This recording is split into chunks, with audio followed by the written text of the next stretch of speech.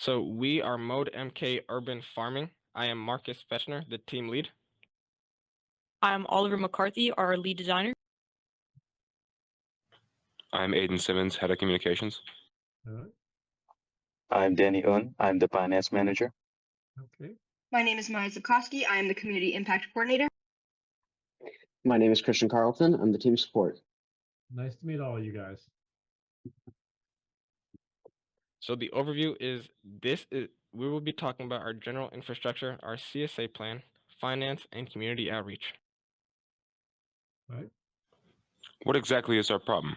According to the Lowell Food Consensus from 2022, the biggest problem is food affordability and the accessibility of nutrition. Recording in progress. According to Mass General Brigham, studies show that the food insecurity rate has risen 37% in 2024 and will continue to go up due to the rising prices of food.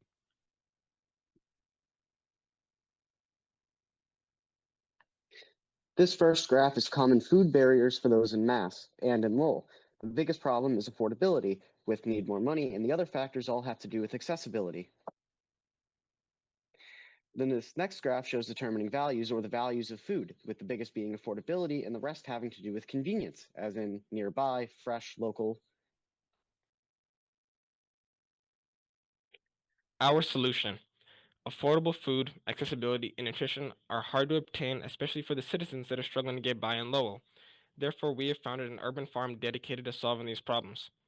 An urban aquaculture farm for Lowell, which is 6,000 square feet, sustainable. We are affordable, accessible, and nutritious with a flexible CSA model, lower costs. We are accessible with a central pickup location at Lowell and 45 Monster Street, located directly in the community.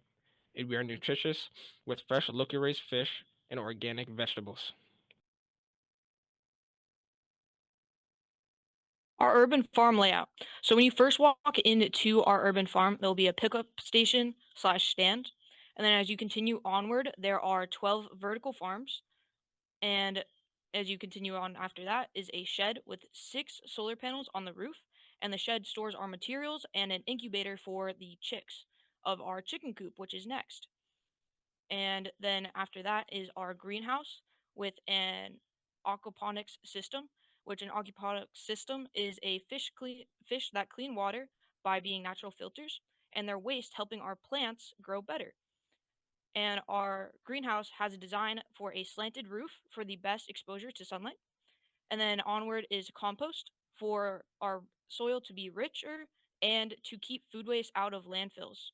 And then there are 8 more vertical farms for more food. And all around all of the vertical farms are raspberry bushes and peppermint bushes.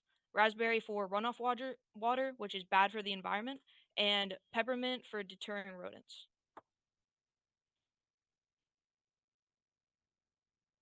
Our vertical farms, we have 2 different kinds.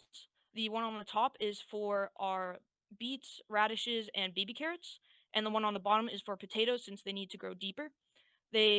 Vertical farms are farms that are stacked on top of each other to save space, and we have 20 of these in total, 5 for each plant. The plants and animals on site. So these are a list of all our plants and our animals. So aquaponics plants are plants that are more sensitive, so they'll be kept inside and be more temperature controlled and looked after. The vertical farms will have plants that are more hardy and can deal with temperatures. The perimeter plants, as I explained earlier, are for purposes. And we have live animals. We have channel catfish, koi fish, which are natural filters, and Austria chickens, which produce more eggs than normal chickens. Our power calculations, due to everything from our heaters, lights, and ventilation, adds up to about 3.2 kilowatt hours. That's assuming you're running something that runs on kilowatts for an hour. Wires will be ran through Romex and conduit, which is good for underground runs, LFMC, or liquid tight flexible metal clad conduit. For the day, we will rely on our solar panels, while at night, we will rely on our generators.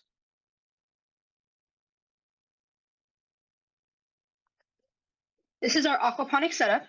We will have 4 2,000-gallon tanks, including one of which being a dedicated nursery tank. Our plants will be positioned on metal rods and in grow containers above the tanks, with a consistent water supplies being brought up from our fish tank. through a water pump system, which will then rain the water down onto the plants to simulate real life rain. And as the water moves through the plants and into our substrate, the water will drip back down into the fish tank, which will also act as aerating the water to bring more natural feeling to the tank for our fish. Our fail-safe aquaponics system will also include a solid waste filter as well as a biofilter to ensure that there is no potential for harm to our plants or animals. In each tank, we will have between 6 to 8 koi fish and 150 channel catfish. We keep the koi fish in there to act as a natural filter because they mostly eat algae. In our community-supported agriculture plan, or CSA plan, we choose to have 2 options, a monthly and biannual plan. We also hope to accept food stamps as well as HIP, which is not commonly found in Lowell. All of our pickup will be on site, and we are change focused, so we plan to adjust and adapt to our community's needs, especially over the first 5 years.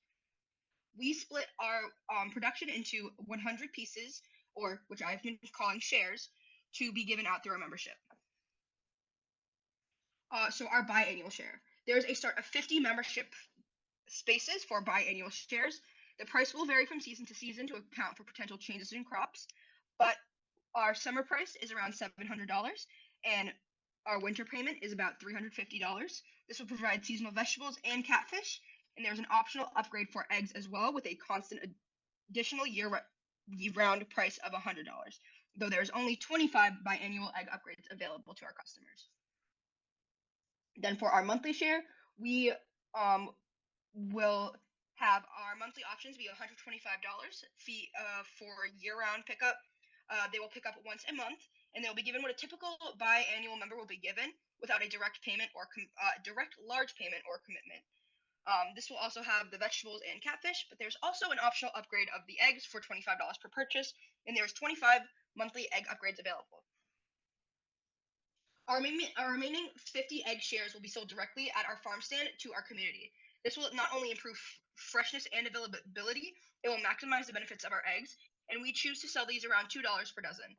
Our main pickup location for our members will also be these farm stands, and we plan to accept our membership payments there, as well as over the phone, as to improve availability for our customers.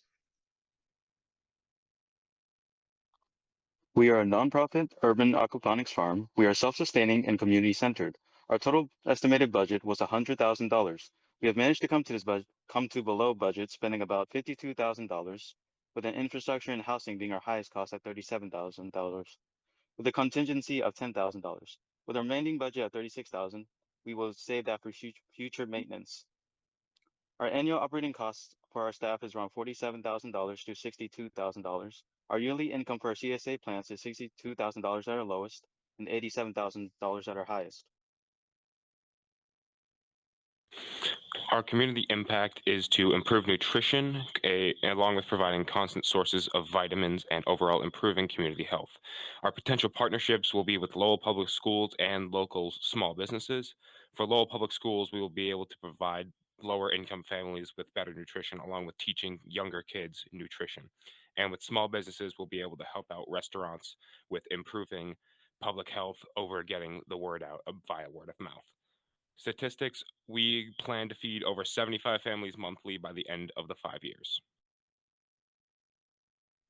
Here is our community flyer. This flyer showcases what our farm is all about, including but not limited to our state-of-the-art aquaponics, our greenhouse, and our wonderful CSA operation. It also includes our contact location, our contacts, and our location. Thank you. This is the end of our slides. We are Mode MK. Does anybody have any questions? Wonderful work, team. Wonderful work. I'm so Excellent. proud of you. Absolutely, yes. So we've got You guys 5 did a minutes lot for of work, yeah. questions from your industry experts. So we have Ed and Rose here today. So Ed and Rose, I'll hand it over to you for questions or comments that you might have for the team. Well, I want to say you guys did an amazing amount of work in such a short amount of time. I'm very impressed. You thought about a whole bunch of different things.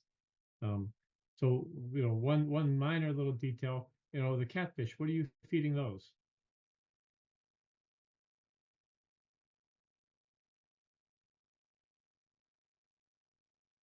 Hello? Catfish are being fed stereotypical fish food. We're trying to maximize their omega-3 proteins in their fatty cells, so we're trying to give them the foods that would maximize this. Okay, good, good. So, yeah, so it was amazing the amount of things that you thought of. I'm very impressed. Thank you very much. Yes, I can say the same thing. I wish I got applications like this when people are applying to the urban ag program. I wanted to ask with regards to the CSA and the we think about physical access and the financial access. Was there any consideration to the community that you're serving in regards to transportation? Like, is there access to buses? Are there other locations that you can partner with and do drop-offs that you've looked at in regards to where you're siting this farm, which is beautiful, by the way? Thank you. We do plan to have utilize public transportation. Lowell has an amazing city bus system that goes right to our location, which we hope everyone can utilize to make it as accessible as possible. We also would hope to partner with places like Mill City Grows that also have in place delivery services and stuff like that. We just chose to not have our own due to the multiple different factors that it would bring up. Great, thank you. Curious to know what software you use to make that your model there. Yes, I used SketchUp instead of the Onshape that was recommended because it was more familiar. I've used it in class before. Okay, nice. That was very nice picture, very nice layout. Thank you. A lot of details in there. You guys did it. Yeah, exactly. I've seen different models for the aquaponics system and also just the design of your farm. What influenced your choices? What influenced the choices of the layout was a little bit of just what we researched and also what the experts that have visited us come and said. So we initially had a different design, like the compost bins were somewhere else, and like we had less vertical farms, but we realized that we had enough room and we had the compost next to the chicken coop, which an expert brought to our attention that it shouldn't be near the chickens, so we moved that. But it was mainly input from like experts like you guys and what we researched on urban farms and farms in general. I see. And can you remind me how many square feet is the actual farm? It's 6,000 square feet. We did a 60 by 100 feet layout. Okay, that's great.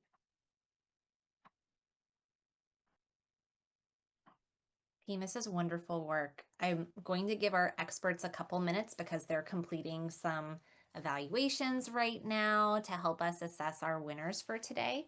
But I'd love to open it up if any of your school teams or your advisor has any additional questions or feedback for you all. That would be great. Would that be Miss Tillum? It could be. Hi. I just want to say that I think you guys did a phenomenal job. We have our administration viewing in another room, so they can't comment live, but this was fabulous and I'm beyond proud.